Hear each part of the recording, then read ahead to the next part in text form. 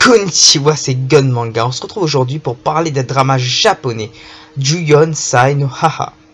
Ça raconte l'histoire d'une jeune collégienne de 14 ans du nom de Miki Ichinose. Cette jeune fille sans souci déborde d'énergie et de joie de vivre. Elle fera un jour la connaissance de Satoshi Kirino, un jeune lycéen de 15 ans assez introverti mais très gentil. Ils commenceront peu à peu à avoir les sentiments l'un pour l'autre. Après s'être fait courser par des délinquants, ils se rendront dans une cabane et laisseront leurs sentiments s'exprimer. Après quelques jours, Miki se rendra compte qu'elle est enceinte. Elle devra donc faire face à ses parents, à son école et à la société. Mais son courage et sa détermination l'empêchera d'abandonner. C'est un drama qui remet en cause le système japonais avec une histoire super bien écrite et très émouvante. Les personnages sont tous très attachants. Ils ont chacun une personnalité distincte mais utile à l'histoire. Le personnage que je préfère est Miki. Elle est tellement gentille que chaque chose qui lui arrive nous touche. Elle évoluera aussi pour devenir plus forte grâce aux conseils de sa mère. Elle est jouée par la talentueuse Mirai Shidai, âgée de seulement de 13 ans à l'époque. Elle a aussi été la voix d'Arietti dans la série d'animation d'Hayao Miyazaki, Arietti, le petit monde des chapardours. Elle a reçu le prix de la nouvelle meilleure actrice en 2005 pour le film Jō no Kyochitsu, puis le prix de la meilleure actrice pour le drama Seigi no Mika en 2008. Le personnage que je trouve le plus magnifique est Ichinose Kanako, la mère de Miki, interprétée par Tanaka Misako. Elle est si bienveillante et sera un gros soutien pour la jeune fille. Chacun de ses conseils aidera notre héroïne à avancer dans son apprentissage de la vie. Le père de Miki est génial.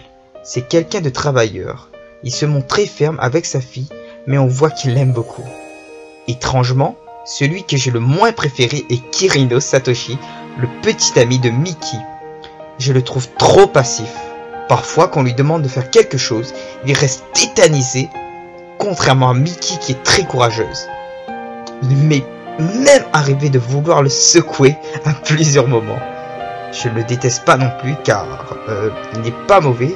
Il a une très bonne raison qui sera montrée pour expliquer son comportement. On peut éprouver de la compassion quand on suit son histoire. Une mention plus qu'honorable pour Muroi Shigeru qui a joué la mère de Satoshi. Elle a, je trouve, très bien interprété son rôle. Et on aimera la détester mais aussi l'aimer en même temps. Ce drama sorti en 2006 se déroule en 11 épisodes qui se suivent linéairement. On a droit à un preview à chaque fin d'épisode qui donne très envie de voir la suite. L'opening est incroyablement profond. Si je devais donner mon interprétation, je dirais que les personnages sont recroquevillés comme un fœtus. La musique de l'opening est d'ailleurs utilisée comme thème courant. Je le trouve magnifique. Il accompagne parfaitement les scènes et ajoute une émotion incroyable à chaque fois qu'il est utilisé. Il est aussi là à chaque fin d'épisode. Juyon Sai no Haha est un drama qui dénonce la société et montre la réalité. Il montre aussi que l'argent ne règle pas tous les problèmes et que le soutien familial ou amical est plus important. Miki sera confronté à de nombreux obstacles tels que le rejet et les moqueries. La liberté de la presse est aussi un des sujets traités à l'intérieur. Un très gros sujet souvent tabou est aussi abordé, celui de l'avortement. Le comportement des jeunes au Japon est aussi évoqué. Je trouve que ce drama est en même temps un excellent moyen d'améliorer son japonais pour ceux qui aiment cette langue comme moi. J'ai adoré suivre les aventures de la jeune Miki et des autres personnages. Chaque moment que j'ai passé à regarder la série fut un réel plaisir. J'ai trouvé le déroulement des scénarios super bien fait, vu qu'il ne part pas trop vite et nous laisse apprécier chaque moment. La fin était pour moi plus que parfaite. Bien qu'il ne s'agisse pas d'une comédie, les personnages arriveront à vous faire rire quelquefois.